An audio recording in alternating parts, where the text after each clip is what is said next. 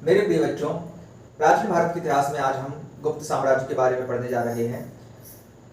कर्ण वंश के बाद यह भारत और विभाजित हो जाता है। ठीक है, उसके बाद उत्तर भारत में कुषाण वंश और दक्षिण वाला जो उड़ीसा का क्षेत्र है, आसपास का क्षेत्र, वहां पर सातवाहन वंश की शुरुआत होती है। उसके बाद गुप्त साम्राज्य आता है। गुप्त साम्राज्य को इतिहास का स्वर्ण काल कहा जाता है। गुप्त वंश को स्वर्ण काल कहा जाता है। क्यों? क्योंकि इसी काल में कला, वास्तुकला, संस्कृति, गणित, विज्ञान, दर्शन आदि के क्षेत्र में उन्नति हुई है। इसी काल में महाकवि कालिदास, वराहमिहिर, आर्यभट्ट, धन्वंतरि जैसे महापुरुष हुए हैं और उन्होंने इस काल में उन्नति करके बहुत योगदान दिया है।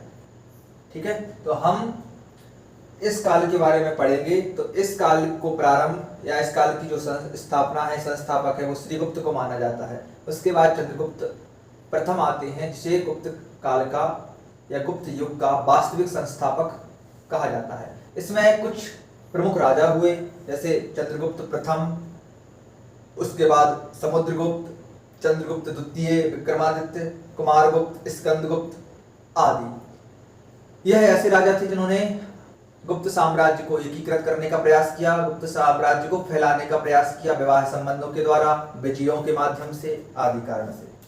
ठीक है, आगे चलकर के गुप्त साम्राज्य का जो अंतिम शासक रहता है विष्णुगुप्त, उसके बाद गुप्त साम्राज्य पूरी तरह से डिक्लाइन हो जाता है। फिर भारत विभिन्न टुकड़ों में बढ़ जाता है, क्योंकि गुणों का आक्रमण होता है, राजा अयोग्य सिद्ध होते हैं। स्कंदगुप्त के बाद जितने भी राजा होते हैं वह अयोग्य होते हैं। अयोग्यता के कारण वह अपने साम्राज्य को नहीं बचा पाते हैं। इस कारण से गुप्त साम्राज्य डिक्लाइन होता चला जाता है।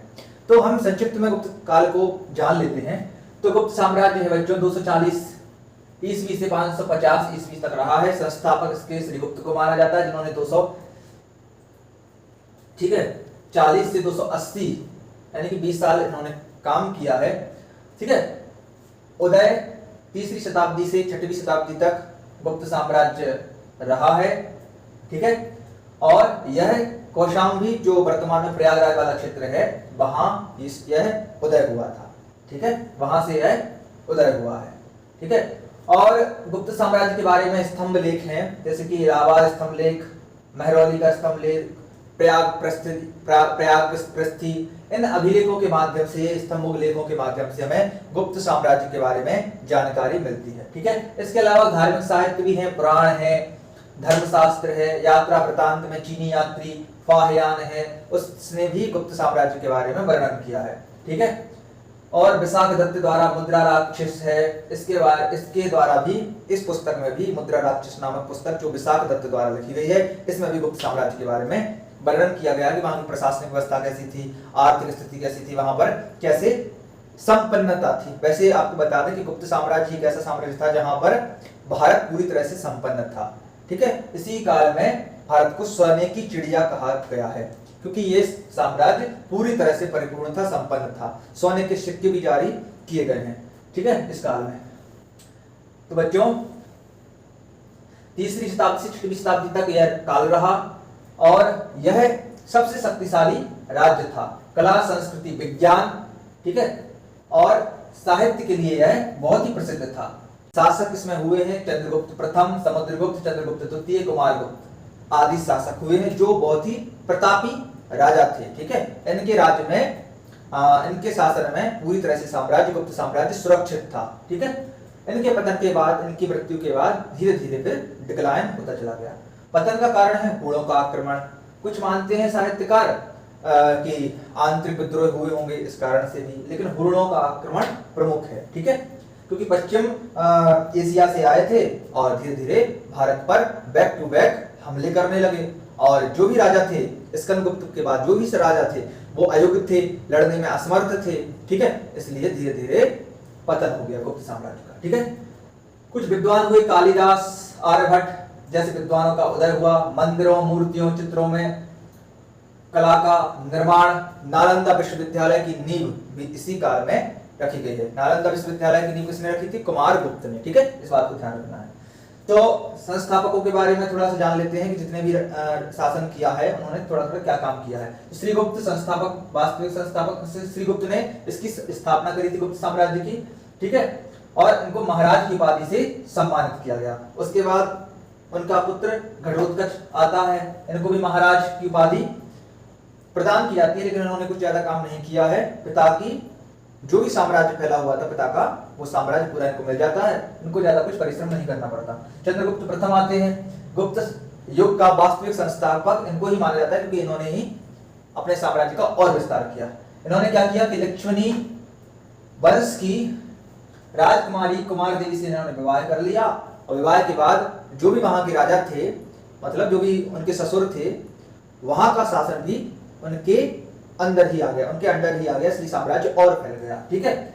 विजयों से विजय भी उन्होंने प्रारंभ कर दी, विजय अभियान भी प्रारंभ किए, और विजयों से राज्य का और विस्तार कर दिया। महाराजाधिराज की उपाधि उनको प्रदान की गई, ठीक है। उन्होंने अपने साम्राज्य को उत्तर प्रदेश, बंगाल, बिहार तक फैला लिया, और उन्होंने अपनी राजधानी पाटलिपुत्र को बना लिया, ठीक है। उसके बाद समुद्रगुप्त आते हैं। एरण शिलालेख में इनके अभियानों का उल्लेख मिलता है कि इन्होंने कुछ अभियान भी करे, कुछ लड़ाइयां भी लड़ी, और अपने साम्राज्य में उनको मिला लिया। इनको भारत का नेपोलियन कहा जाता है, क्योंकि यह थोड़े मल्टी टैलेंटेड थे, ठीक है, मतलब हर चीज में यह रुचि रखते थे, हर विषय में रुचि रखते थे। यह एक संगीतकार भी थे, कवि थे। सिक्कों में इन्होंने बीड़ा बजाना, सिक्के में इनके सिक्के हैं, उनमें बीड़ा बजाते हुए यह दिखाई दे रहे हैं। और इनके सिक्कों में, कुछ सिक्कों में कुमारगुप्त और वह अपनी पत्नी के साथ सिक्कों में दिखाई दे रहे हैं, ठीक है। विभिन्न सोने के सिक्के जारी करवाए, ठीक है। इस तरह से समुद्रगुप्त ने काम किया। उसके बाद आते हैं चंद्रगुप्त द्वितीय।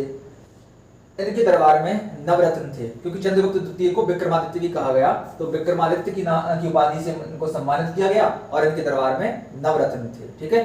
जिनमें से एक कवि कालिदास थे, जिन्होंने अभिज्ञान शाकुंतलम नामक पुस्तक को लिखा है, और भी पुस्तकों को लिखा है संस्कृत में, बहुत से महाकाव्य भी लिखे हैं इन्होंने।